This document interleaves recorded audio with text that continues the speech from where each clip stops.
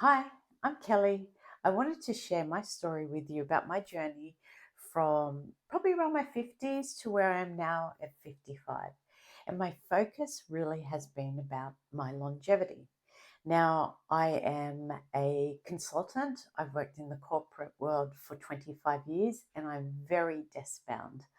So I've never been a really active person. I've always kind of understood food, sort of. But I think when I turned 50, it really became, well, it was in my face. I'm 50.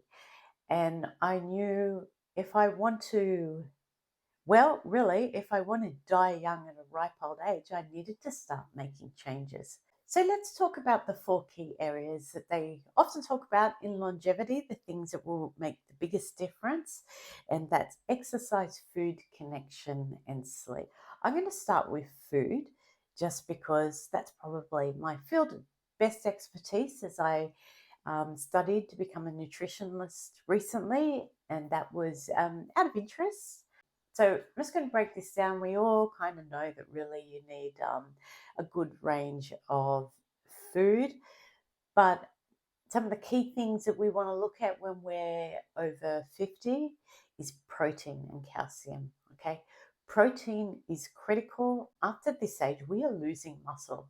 Okay, and we don't want to lose muscle. This is the thing that is going to hold our body together, and for a number of reasons, it helps with your um, metabolic, taking sugars out of your blood. If you are not having enough protein, and I can honestly say that most people over 50, especially women, probably not eating as much as they should. It does mean being conscious and making sure that you put protein in your each of your meals, and that could be some yogurt or cottage cheese, some chicken, some eggs, but a handful of nuts. Now, the other thing that's really important for us now is, especially women, is your calcium. Okay, our bone density is going down as well, and calcium is critical for that, along with protein.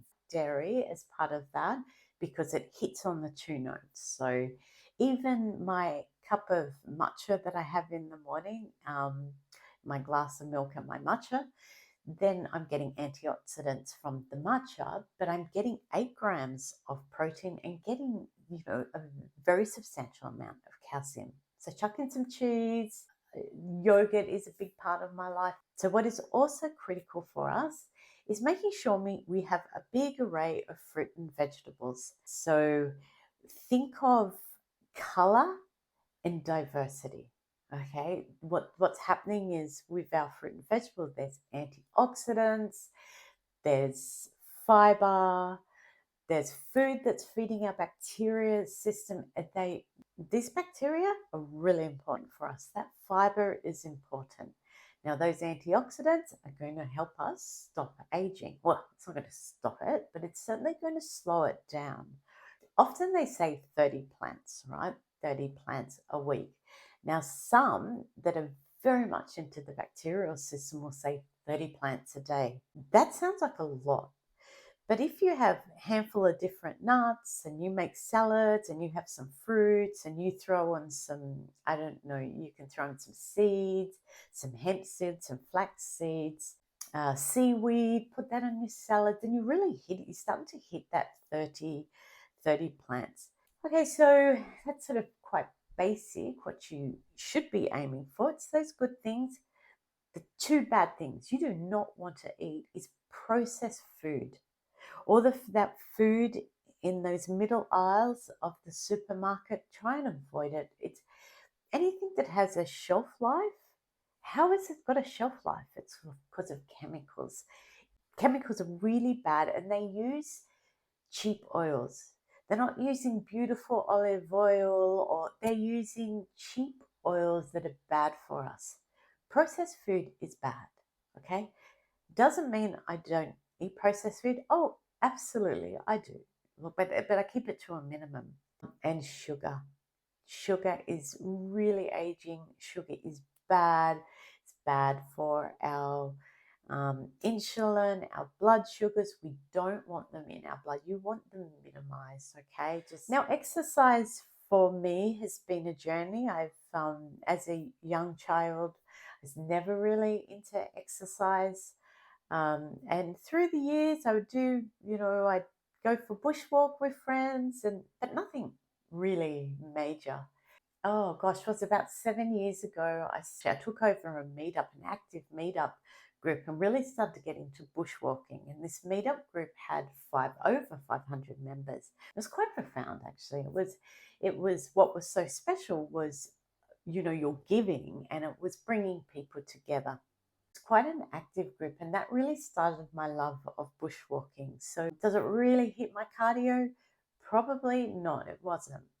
Cycling started to come in a little bit as well. Not road cycling. We would do journeys. We did a week get together with friends, and we cycled 400 kilometres around the countryside from town to town. Now, in order to do that, I obviously had to train to manage. I mean, some days, because they were hybrid bikes, some days we were in the saddle, so to speak, for 6 hours. So endurance is something that I started to build up. 2 years ago, I've always loved the water, but I've started to start swimming again.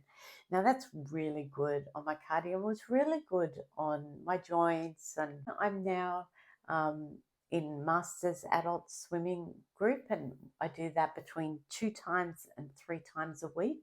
And obviously, that's really good for my heart. It's a joy. I love it. I am not fast at all. I am by far the slowest. And sometimes I even have my own slow lane.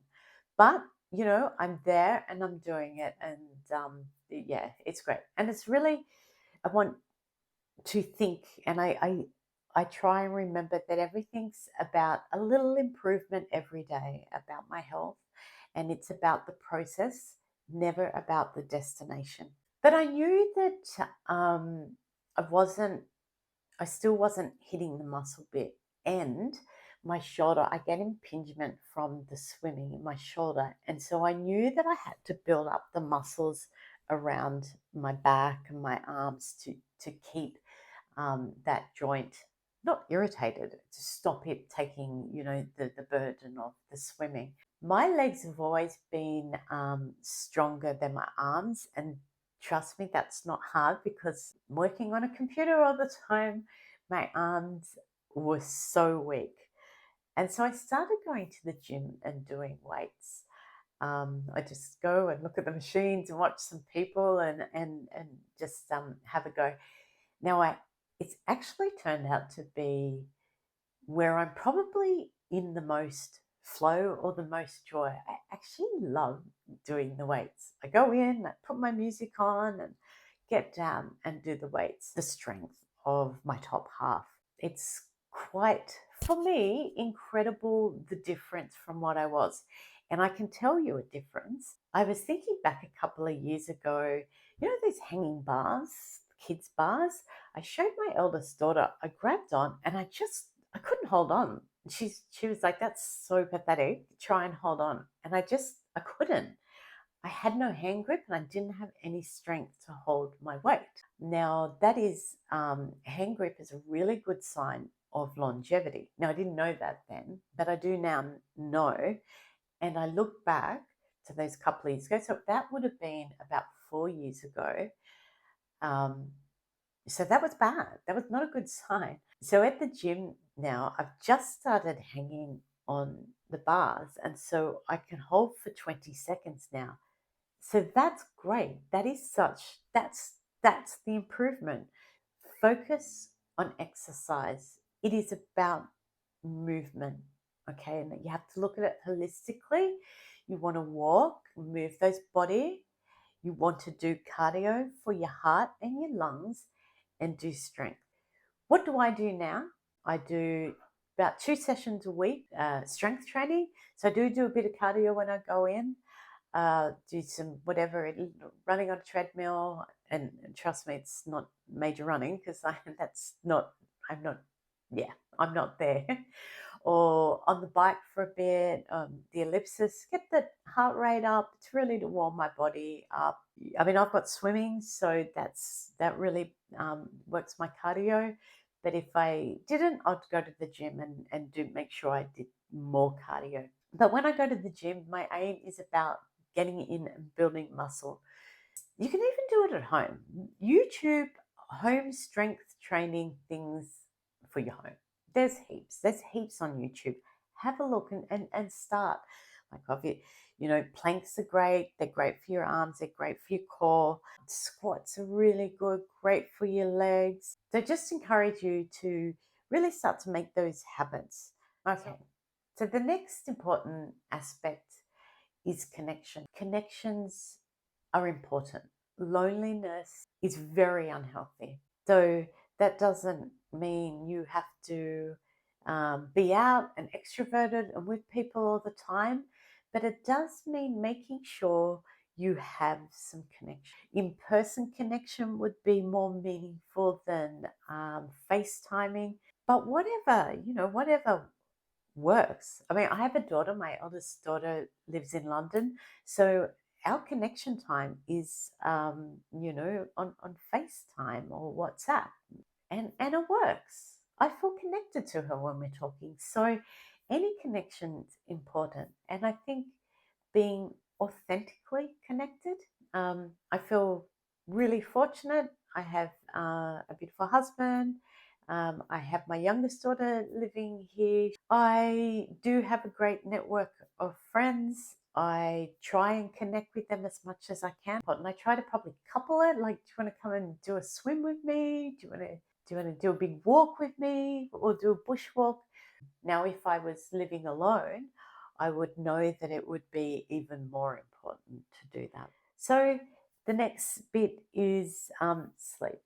Now, probably the area that I find the hardest for me is the sleep. I am a chronic insomniac, so it eludes me sometimes. I am on medication for that. It can easily be knocked out, and too much stress at work or just too much going on in my life can knock that out. And so sleep is critical, and I find now I don't do well on less than 6 hours. When I'm at my best is when I'm getting up at this roughly the same time every morning.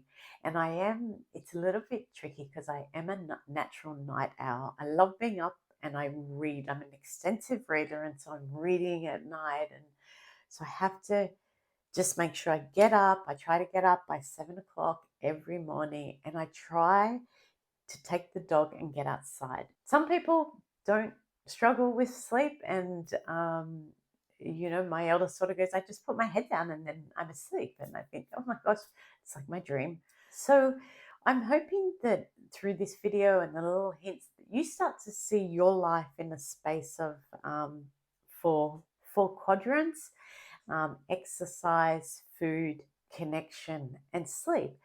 Don't rely on motivation, rely on habits. Hopefully, you get something out of this. I'd love you to make a comment, and I'd love to hear a little bit about your journey. And I hope that you start to take that journey from some things that I've said today. Thank you.